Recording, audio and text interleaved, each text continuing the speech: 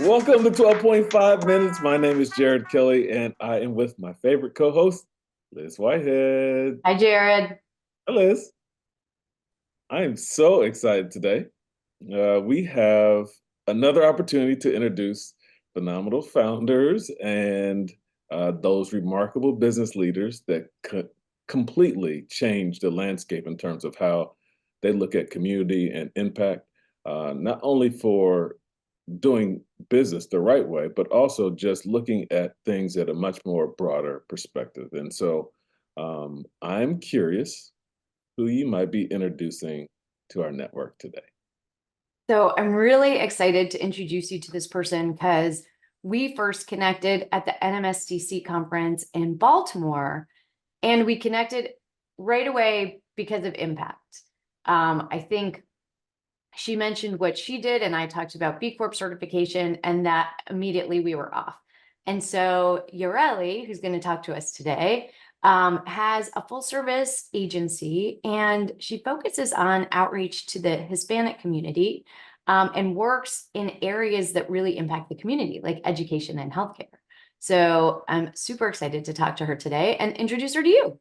Welcome to the show. You're looking fantastic there. Thank you. Thank you so much for the invitation. I'm so excited to be here today. Yeah, absolutely. So, what I understand is you started your company a few years ago, maybe over a decade ago, and you're based in Dallas. Is that right? That is correct. All right. Why did you start this company? I mean, you have fantastic experience, right? And most of us, like I did, started in corporate and you do some fantastic work for other people, and then you go, yeah, I should do this for myself. Is that how it went? In part, yes. So I had moved up very quickly in various advertising agencies, and I had also worked for one of the largest Spanish language media companies in the US.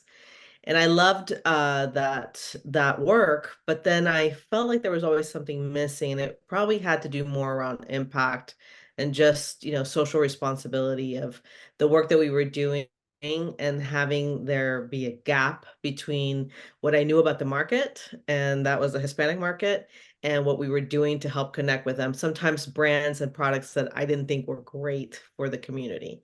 So that's what really was the inspiration to start Strategar 11 years ago.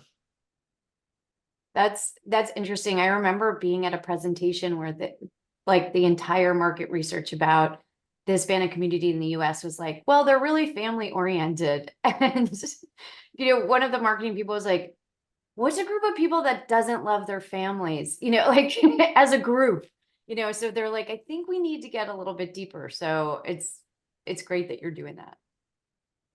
Thank you. Thank you. And you know what that makes me think is, did you did you find a need to feel a gap that was missing in terms of understanding about the communities that you were hoping to represent? That's a great question. There are great agencies that help Fortune 100, Fortune 500 companies connect with, one of the fastest growing demographics in the US. What I thought was missing is taking that brand thinking and that same level of service to other type of institutions, more on the public side or even the nonprofit world. So Stratagar, since day one, was always intended to work with public entities, whether that was school districts or universities or community colleges or other state agencies. We're working on federal and getting into the federal space, but really helping around taking those same things that we do with Fortune 100 companies with insights, planning, strategy, research, and then helping them develop plans that could be executed to better connect with them so we can have better outcomes, right? If you have the fastest growing demographic, underserved and undereducated and underbanked, and having some health issues because of the diet, because of what gets marketed to them, how can you expect a good outcome, right? So I've always felt like I was a bridge between making that connection of why this is important work, kind of working through the data and then coming up with a plan that could address some of these issues that can ultimately help improve lives and communities. That's fantastic. I mean, so often we think of marketing like, okay, you're going to try and sell me something, but not you're going to sell me something good. Sell me something I need. That's exactly right, Liz. And I always say to people, I don't sell sugar. I don't help sell unwanted products, right? We're selling hope, education, a better life, a better dream, a better future. And you can't do that without still taking those principles of what's the strategy, what's the insight, what's the aha, what's the value proposition that someone's going to care about so that they can go enroll in a school. And it's not necessarily just a four-year school. It might be a program that might help them get a certification or a license that can help them have a better job, better benefits, versus just working, not really seeing kind of the big picture ahead.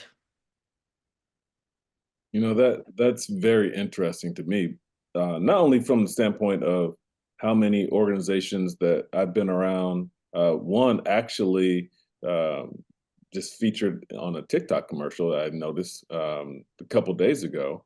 But the reason why it was important to me is because, that organization focuses on youth and the sport of boxing, but the young people actually spend more time outside of the sport working in the community and focus on their school and their academics and understanding respect and discipline, all these kind of skill sets that are needed for a value system, right? And so they take that back to their families, they take it back to their school, wherever they work and wherever they operate, wherever they live. And if it feels like what you're doing, in terms of working with these companies and products, you're thinking holistically, right? And I would ask you, do you think that your growth is impacted by how you look at your client or partner development? Is that like intentional, or is that whoever comes to us, we're willing to help them and educate them? How do you go about your growth strategy? That's a great question. We're very intentional about who we work with. Initially, I had QSR experience working with fast food restaurants, again, selling to Hispanics.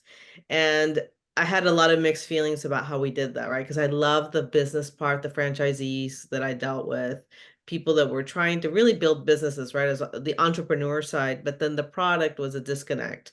So when I started Strategar, food service and ag and farming, which obviously over-index with Hispanic because of the type of workers that industry has, was sort of where we started with some of this work. And it was train the trainer.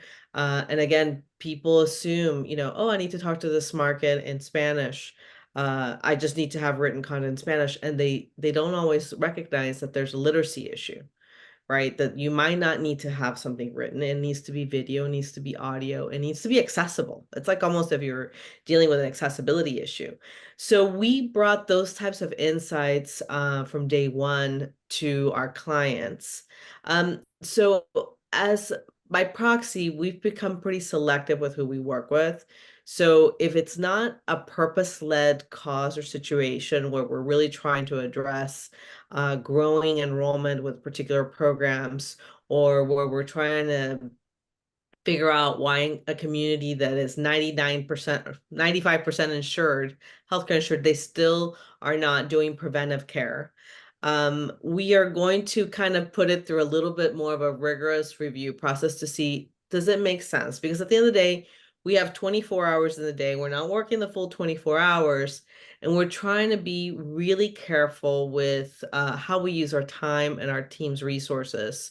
We don't have, we're boutique, not because we can't be big. We're boutique because we want to stay very focused and we want to have this human element where I never will say that the team is like a family, but we're like the work family, right? It's different than the family is going to be in your life literally forever. But having that mission, it's hard to do that when you have 100 people. At least in my case, I don't know that I've seen it. I'm not saying it's not possible, but in our case, we have to be very selective. So to answer your question, we work with organizations where we feel like there's like an organic connection. Like Liz said, when we connected, we're like, ooh, we kind of belong together, in whatever capacity, working, going after business, etc. But that's sort of how we approach who we work with, to answer your question.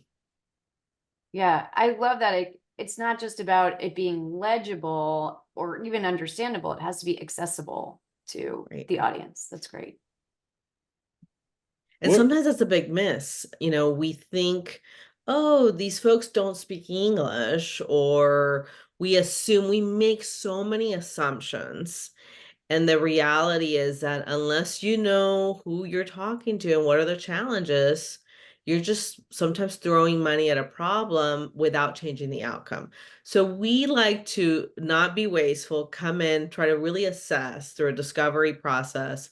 Where are you? Who's your segment? What does the segment care about? Where are they? And not all, I'm not saying all Hispanics are not educated by any means, right? I'm an immigrant, I am educated, but we have to recognize not everyone's at the same level. So how can we expect them to know?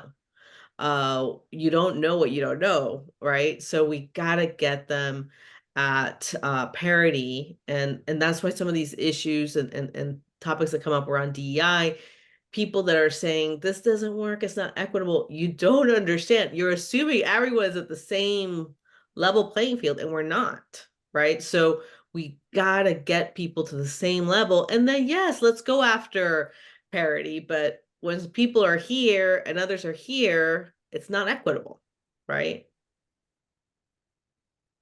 that's such a fantastic statement right there. That is definitely a challenge that I think um, is misunderstood, but also misaddressed. So we're not hitting the target on addressing that issue.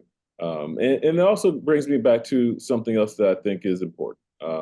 And that is when you look at impact, how do you track your impact? Or what is it that you think is important that you want to ensure that you're tracking for your firm?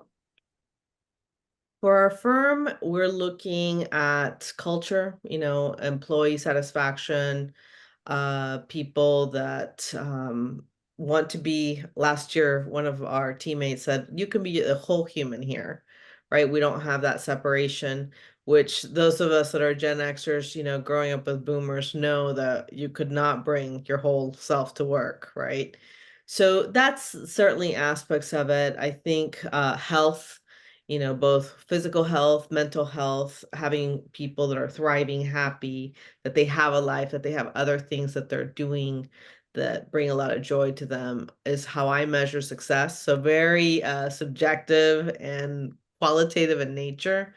And I think with our clients, it goes back to what is the initial ask? If we're able to measure, we want to measure because we want a good case study to go share with other clients what we did. So that could be simply benchmarks, KPIs around sentiment, brand awareness. Did this campaign lift the with clicks, click-through rates, etc.? Did it perform higher or better than what we had planned it to be from day one? So those things I think are always, and clients, the thing is that in our business, we're not dealing with these very sophisticated CMOs. So they're looking at conversion. If it's a university, it's like how many folks enrolled and how many hours do we have that first day of the semester, and that 10th day of the semester is critical because if people drop out, then there's no ROI for them. So you can't really fake it because the results will be in the enrollment numbers. And usually when we're working with a client, we're seeing double-digit enrollment growth just by taking the same existing budget that they had before, not getting anything incremental, and reorganizing things, and really reorganizing and putting focus on where we think the lowest hanging fruit is so they can have those results day one of the semester. That's so important that this is your existing resources. If we organize it for you, you can get better results. That's And I think it goes back to sustainability too. I've been fascinated with this whole Paris Olympics and what Paris did to not go create new stadiums or go build all these things that won't be used. And they have the examples of what happened in Brazil and Tokyo and even London. And I'm just like, yes, that's exactly what what we do on a smaller scale. We're taking those same resources, we're saying, okay, and here's how we can repurpose them. Or if we're doing something experiential, what do you already have that we can add to this and just kind of dress things up, maybe freshen up certain aspects, but you don't have to do everything from scratch, which I think is a miss in my field, in my industry. I think most agencies want to come in and do the razzle dazzle. Everything's new, everything's shiny. What the previous agency did is like worthless. And come on, that's not true. That's so wasteful. And we just don't have the energy and the resources to be wasteful. What it's unnecessary. And I think it's an old way of seeing things versus what I think the future requires is kind of this new way of thinking that will allow us to have growth while, repurposing some of the things that we have that still work. I love it. I love it. Well, we have run out of time, but this has been fantastic. I definitely would like to talk to you more.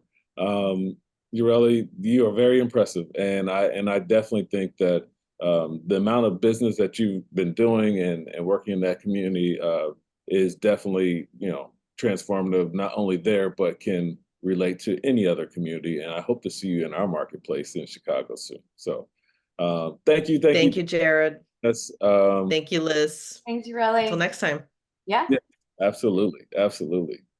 Liz, it is your time. All right. This was an incredible conversation. You introduced Ureli to me. What did you think? So I think you really made this really easy because the through line was the impact she's making on her community, right? From the projects she picks to how she measures the impact. It's all about like, could I be a huge, huge agency? Sure. But what I want to do is focus on my why, which is making an impact on this community that I saw wasn't being served, right? She's not going after everything. She's going after, this is the gap that my company fills best. So I think it's great. Yeah.